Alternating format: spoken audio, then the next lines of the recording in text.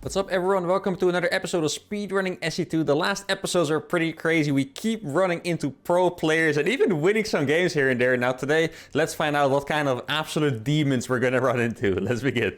Alright, first game of the day is going to be against Frisk, a 5-7 Protoss. Now I have to say guys, I actually don't know why my MMR doesn't show up because I'm not leaving League or anything, but we have been able to stay afloat at 6k. Right now I think we are 6,032 MMR and I'm pretty happy with it because at start we just rocketed up way more than expected. I think we either broke 6.1 or maybe even 6.2k MMR, which is just insane. But the fact that we're, able to stay afloat at 6k is really, really cool, playing as the highest of Grandmasters, and that's awesome. Now we are playing against a Protoss and we got Zerg. And as you guys know, I have two... Ooh, or is it time for the link drop, guys? I was gonna say, I have two main strategies. Oh yeah. It's a little bit contradicting what I'm saying here. But I was gonna say, I have two main strategies, which is usually the 13 pool proxy hatch in the wall. Or I go for the spine rush, right? But I also have the link drop, and I haven't done the link drop in a while, so I think I'm just gonna do that because that might be my favorite build of all time. So, that's pretty important as well. So we're gonna go for the 17-17. I'm not quite sure what the... I would like to keep track of this, by the way. I'm not sure if someone in the comments there is crazy enough to actually keep track of this, but I would love to know what, like, the highest MMR player is we beat per build, right? So who's the highest MMR player we beat with the link drop, for example? Because this guy's is 5.8k. This could be maybe the highest one yet, or maybe not. I'm not quite sure. Now he is scouting me the normal... I'm not sure what my drone was doing there. I guess I rallied it on accident. Now he did scout early, which is unfortunate. Sometimes if you're playing random, they don't actually scout you that early. He's denying my minerals pretty well, but that does mean... Okay, he's coming for the hatchery now. Can I build this in time? It's gonna be pretty close. No, I think I'll just move on to the next one. Oh, well actually, if he's gonna go away, then I'll just build it there. I mean, I saw the probe come back up, so that's totally fine. I think I might have to counter micro a little bit because I'm losing a lot of minerals to the probe annoying me here. So I'm gonna save that one. Or actually, maybe I should check if he has a wall. I was gonna go here right away for the link drop, but maybe I should check if he has a wall off first. I'm gonna make speed. He saw that I was making queen. I'm actually happy that he's leaving because I don't want him to see that I'm still mining gas. That'd be very suspicious. Now, I feel like I had a lot of thoughts so far that I kind of forgot about and cut off halfway. So I think I need to recollect myself a little bit. So he does have a wall off. That is good to know. And that makes a lot of sense as well. Playing a wall off against a random player's Protoss makes complete sense because you can go for a low ground expand in every matchup. Now, what is my next step? I guess my next step is to make a few more drones. I haven't found the probe, actually. Oh, that actually does suck. The probe is going to get into my base, but the best part here is he went in before the lair timing. It's not even like I was trying to hide it. He just went in, like, before the lair, which is pretty good. Now, I do want to remember, I'm going to go for the Nidus strategy, the Nidus follow-up, so I need to make a few more drones for gas. That is something I do very routinely forget, so going to have to pay attention to that. I'm not quite sure when the Adept is going to come across. I think it is actually one more drone I have to build, and then it's going to be only links from now on. Here we go. I do wonder how popular this strategy has been since I started doing it, by the way. Because if you think about it, like, it might be, like, very common for him to play against strategies like this. But I just don't know yet. Oh, that was actually a very good surround. Got a lot of damage there. Now, I need to get my overlords a little bit closer already. Lair's going to finish pretty soon. I'm barely going to have enough links. Let me make one gas, because I think I need one set of links more.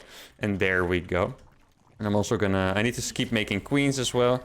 There we go. Now I have enough. Actually, I'm still missing one Zergling, one pair of Zerglings. That does suck a little bit, but it's okay. Nidus cost 150, 150. I did remember that properly. And judging by this, I guess it is becoming a more normal strategy to go for this because he scouted it very fast, I have to say.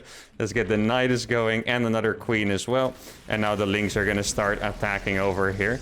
He is going to go for a Stargate. That makes sense. They usually do that these days. Wait, we can just trade. I mean, if he wants to fight this, guys, I'll take this trade any day. Oh, he is going to go for the Overlords. That does suck for us, guys. Or maybe I can drop some links in here. Let's see. I killed a decent amount. I need a little bit of vision. That's all I need.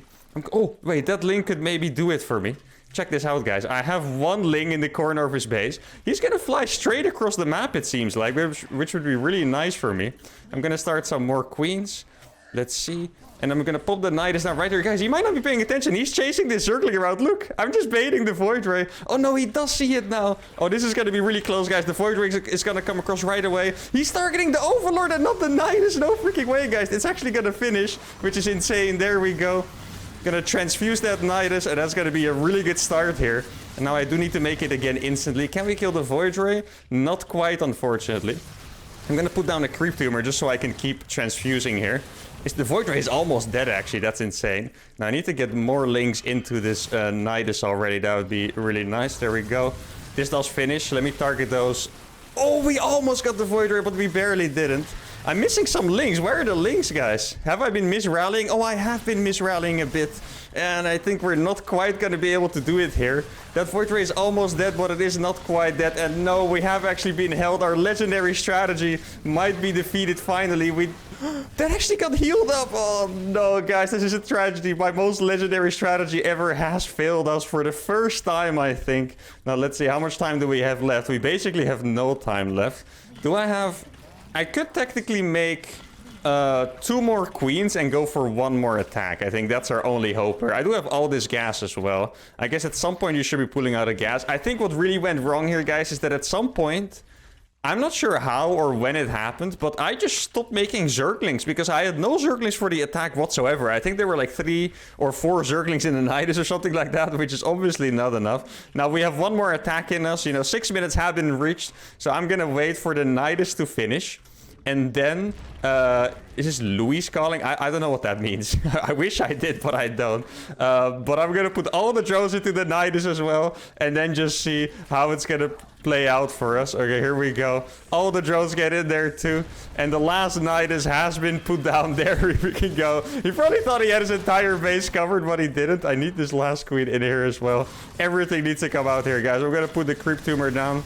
Actually, maybe I shouldn't, because Oh, he did put the battery overcharge already. I need to be so careful with these queens, by the way. I cannot afford to lose these queens as well. I did get a pretty nice surround there on the units, but yeah, the battery overcharge will prevent every single unit from dying.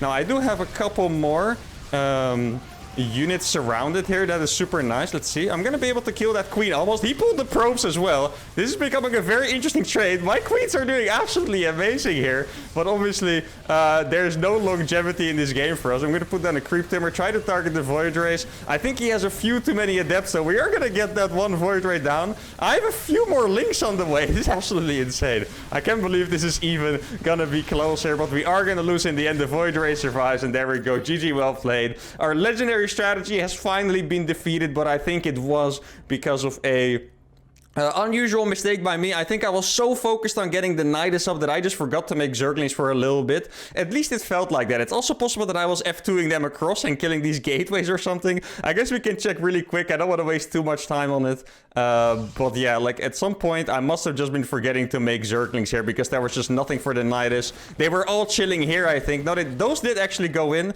but at this point, as you can see, all these larvae are just not doing anything and there were no Zerglings to follow up. It's a tough loss, but it happens. Now we know that we need to make our strategy a little bit better, but I still love it. I'm going to do it again later. For now, let's go to game number 2. All right, we're playing against Mixu. We did actually play against Mixu recently. I think it was maybe in a PF Rush episode or so.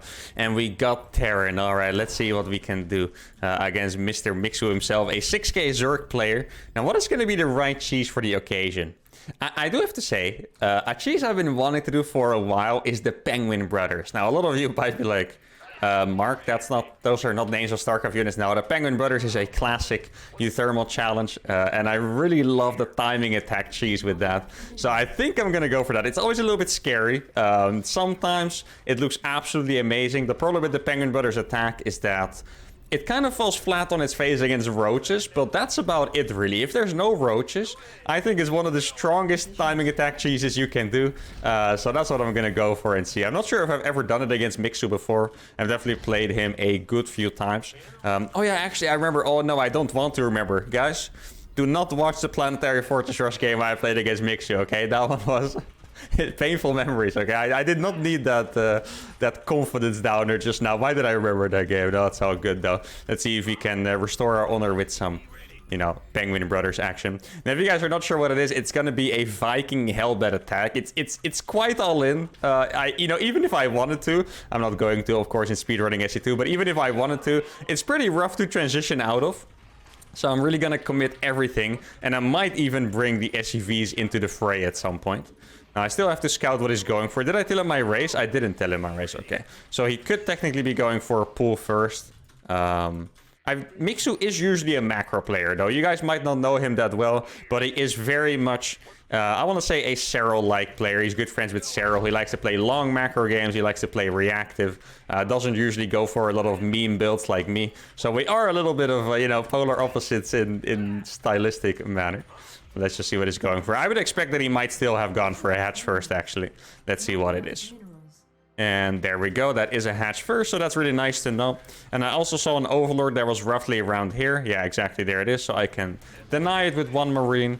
And then I do have to be smart about my starport positioning. This is the thing that allows Zergs to scout that you're doing the Penguin Brothers, is because you have a super fast double reactor. So you want to make sure you hide that second reactor. Now, I saw the drone go down there, but it's not worth it to chase it. So I'm just going to try and damage these Lings here, force some APM out of him. There we go. Good target fire, gets a Zergling. I mean, there's very small victories here, but that's usually what you're gunning for with the Reaper. Oh, I was trying to block the spine with my Reaper movement, but I couldn't. That's unfortunate. Another Ling going down, and that was overall a rather successful Reaper. And now he's putting a Creep Doomer down already. Oh, I actually did get it. Well, I was going to say I can never kill that, but I guess I underestimated myself. That was beautiful. My Reaper was low HP, and I didn't have a grenade, but I still managed to kill it and get out alive. Obviously, Reapers do regenerate when you're out of battle, so that's super nice. And we're also going to kill all the extra Zerglings, I think. There we go. 4 Zerglings down.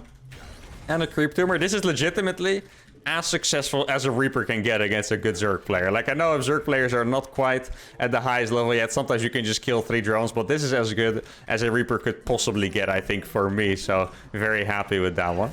I'm going to start pumping out Hellions. I do think I need to hold the brake on the SCV production for a sec, else I cannot quite afford it. This is always a trap that people fall into in regular macro TVPs, is they start pumping out Vikings really early.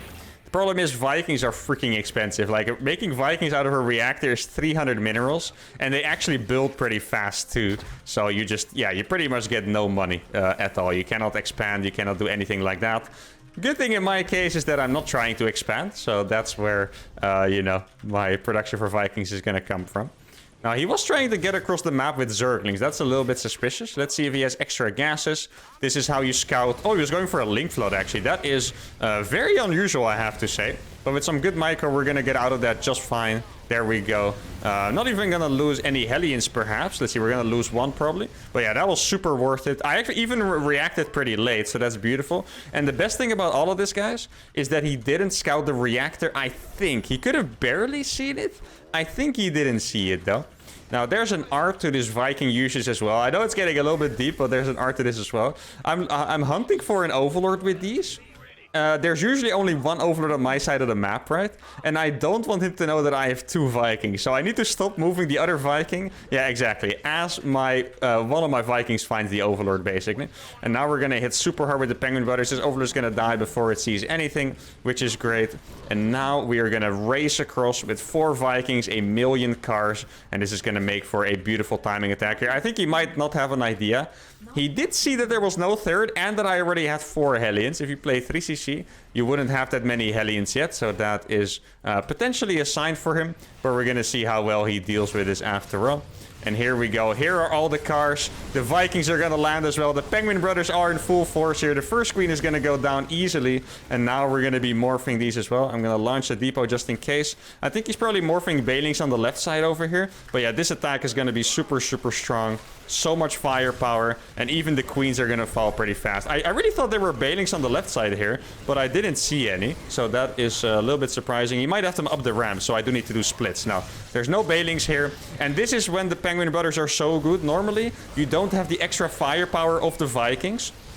But now, simply mass queens is not enough to defend it. And there you go, no GG, because he had no idea the strategy was coming. He didn't like losing to the cheese. But here, the Penguin Brothers looked incredibly powerful. And this is why it's so strong. Guys, this is a build I would actually love you guys to copy. Normally, I feel like I do very questionable stuff. But this build, I love it so much. And it's so strong. And you can see why. Because normally, 7 queens with transfusions is enough to hold the Hellbat attack. But with the extra firepower of the Vikings, I take away my own ability to transition. There's no third CC. But it kills queens so fast. If there's no baitings, you are just gonna destroy. Love this build. Let's go to game number 3.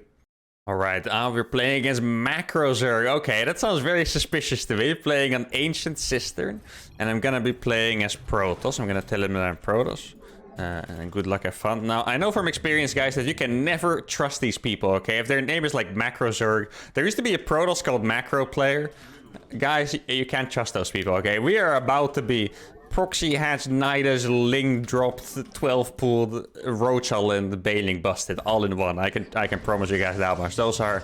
Why else would you call yourself Macro Zerg? You know, there's absolutely no way. Now, I always talk about when you play against cheesy people, or at least when you're expecting a cheese, but you have to cheese yourself. You need to kind of... Oh, there's already a drone on the way. You have to calculate yourself what kind of cheese would be good against cheeses, you know? So that's what I'm struggling with right now. I'm very tempted to go for the double gate. I think I did this before. I think this in the I did this in the game where I lost to Ratata, the pro player, I believe. But now, since we're very clearly getting cheese, there's already a gas going down and a pool. Are those really that early? They didn't seem that early for some reason. Let's see, is there a hatch somewhere maybe? He's taking my gas now. Wait, where the hell are you going? Okay, come back here. You need to make a gateway. I'm going for a double gate here. Yeah, that really feels like the hatchery is a little bit late. Maybe this is a 17-17, kind of like my own build. It's very funny that I don't know the timings of my own link drop build, by the way, but I guess that is what it is. I was never that much of a timing guy. So here we go, 2 gateways on the way. And then I'm gonna proxy 2 more. Like, I'm very tempted to build them super close, just because he doesn't have a natural yet. So normally, they have the natural, and then they take the 3rd base really fast, but he's not gonna take it that fast, if at all. So maybe I can just build it like super close. I can also almost wall this in. Yeah, it's not quite walled in, but there's only space for like 1 Zergling to attack, so that's pretty nice. I don't think I have to chrono boost my adepts. And I say that because... it wasn't a 12 pool, it was slightly later, and I hope I don't get punished for that, because if I did have to chrono these, then I'm gonna be slightly upset. I'm gonna keep a probe in the wall. Sometimes what these Zergs like to do is go for... That's an Overlord. Yeah, okay. Well, you know, guys... There's always a next time. Now, what I was gonna say is what these Zergs like to go for sometimes is that they do a drone pool and kind of drill through your unit. Okay, this guy actually is making a hatchery. Wait, guys, call me crazy, but I want to make some stalkers here. Mostly for the reason that he hasn't shown up with anything. Is he maybe going for like a 1-base Ravager, perhaps? It seems quite likely, just because there's absolutely nothing here. I know that is not really a build, 1-base Ravager, but I'm actually going to make some Stalkers instead of... Okay, so there's a couple Zerglings here. I'm going to make some Stalkers instead of more Adepts. So he is spamming Zerglings like crazy. I'm actually just going to go in here, do some damage. So there is a Roach War, and I knew it. I'm not crazy. Now, I do need that warp gate to finish instantly, because else we're just going to die. I'm making... Oh, no, I think we're just barely too late, guys. I'm spamming batteries like crazy. He's like, wait, what? What are you doing here, sir? This is not your base. Well, I'm trying my best. Okay, my Stalkers are here. There we go. And these Stalkers... Okay, well, actually, this battery can just heal the Stalker, so that's going to be not a problem at all. I'm going to get some slow warpins going. And all right, this has to be the freaking craziest game yet. I did call that he was going to go for some ridiculous Ravager stuff. And here I am in front of his base, slow warping Stalkers. Yeah, I mean, this is probably not a cheese you want to copy, guys, but I'm doing my best, okay? That's all I want to say. I am truly doing my best here. So he's going to be trying to break it. He might try to target the pylon. Let's see, I can actually heal that battery as well. That's what's really nice about batteries. Now, I'm splitting the Zealot Warpin just so he can't kill them that easily with a bile. Yeah, he's trying to kill the batteries, but I'm also killing a lot of his roaches for it, you know? I do still have a good couple minutes to sort this one out. Like, I'm not close to 6 minutes yet. There's 2 more minutes to go. He is making a lot of Zerglings, which is going to be hard, and that's why I'm warping Zealots here. Zealots are going to help me a ton when it comes to battling those Zerglings. He did kill all my batteries besides one, so that is slightly worrisome. Looks like he does want to go for it pretty soon.